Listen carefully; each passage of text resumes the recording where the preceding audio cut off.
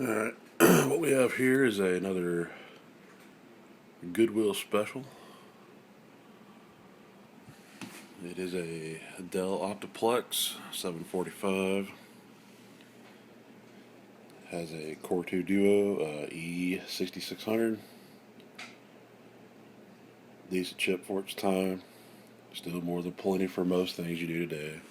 As long as you're not a hardcore gamer, you don't really need anything else. These machines are sold for about $12 to $13. I think I paid $13 for this one. They're sold as parts machines. They get them in, they don't want to repair them, so they sell them for parts machines. So the usual that is wrong with these is blown capacitors. It's usually these four here. Every now and then these capacitors down here will blow. And that's usually the only that fails in them. We'll check the power supply. I'll check for blowed caps in it. This is a revision AO3. I usually don't find bad caps in the AO3 models. OOs and O1s I tend to find the most failed capacitors in. It's 305 watt Dell power supply. Who knows who makes them? Probably Best Tech or one of the cheap Chinese companies. Fairly reliable. The AO3s are. You can put a regular power supply in these. Some Dells you can't. These particular ones you can. So, got a big beefy heat sink in there. Quite a large 120 or bigger cooling fan. And they were kind enough to leave the drive cage in it. So what we'll do with this machine, like I do with all of them that I've bought so far, this is a capacitor kit that I have for the Optiplex 745s. And we'll replace all of the primary power caps. Replace these four big ones. This one, and then there's the same set of caps up here in the top. Can't really see with all the cables in the way, but we'll replace those as well. And so long as the power supply is in good shape, that should bring it back to life, and it should work like a brand new machine again. So here's the inside of the AO3 power supply. I don't see any signs of anything bulging. Doesn't mean anything. Caps can go bad and not bulge, but this is what I usually find in most of the Revision 3 power supplies. They're usually still in good shape. So on to board repair. Alright, so we got this board removed from the case. It is a Core 2 Duo 6600, 2.4 gigahertz, 4 megs of L2 cache, 1066 front side bus. Like I say, it ain't no powerhouse anymore, but for day-to-day task,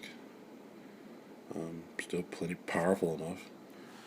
Alright, so we're going to be removing, like I said in the video before, we'll be removing these four capacitors. These are the ones that have actually failed. We're going to be removing this one. We'll be removing this one. I believe this is a 16 volt. And we'll be removing this 16 volt. And these two and these two. And I'll get you the numbers on these when I get them pulled out. And then we'll solder our new high quality Nichicons in.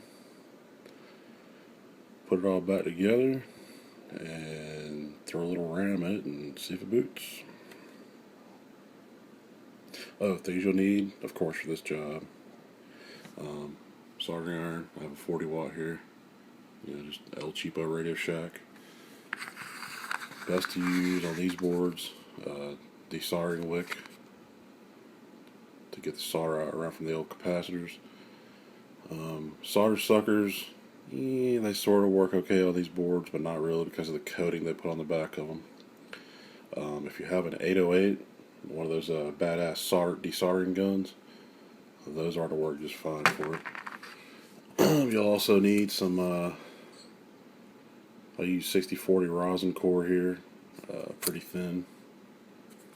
You can get this stuff at Radio Shack, pretty cheap. There's quite a bit of a roll, take you a while to use it.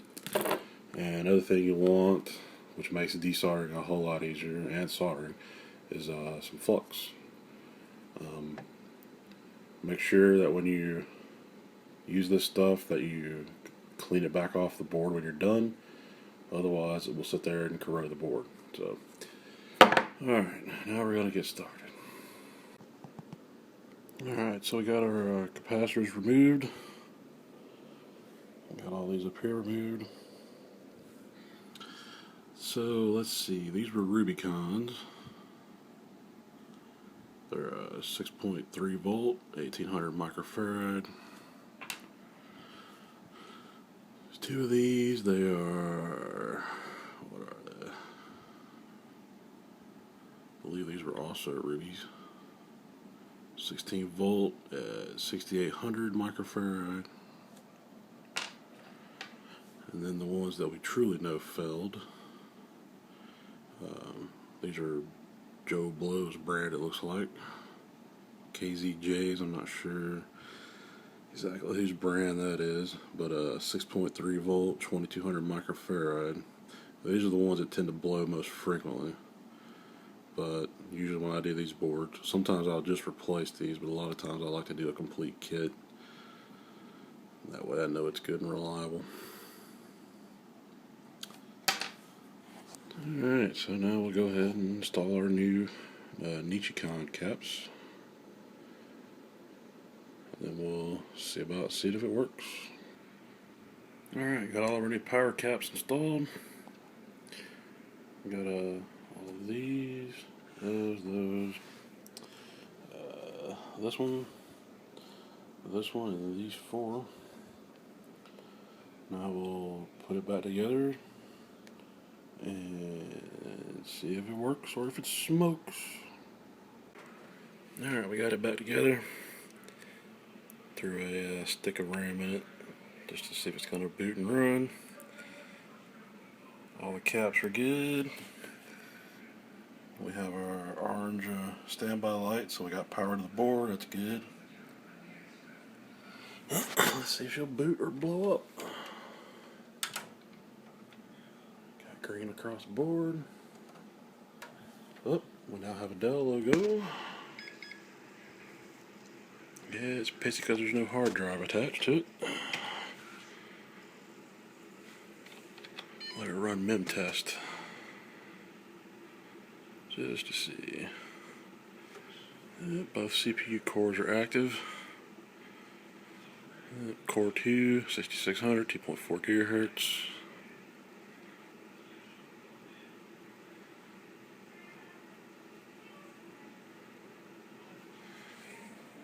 Fans are running, everything's nice and quiet.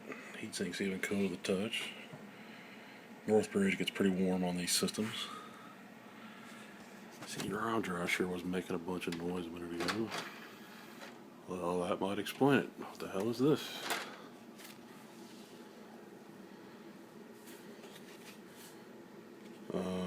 Somebody's homemade Booty Bay CD. Scratched all the shit too. Oh well.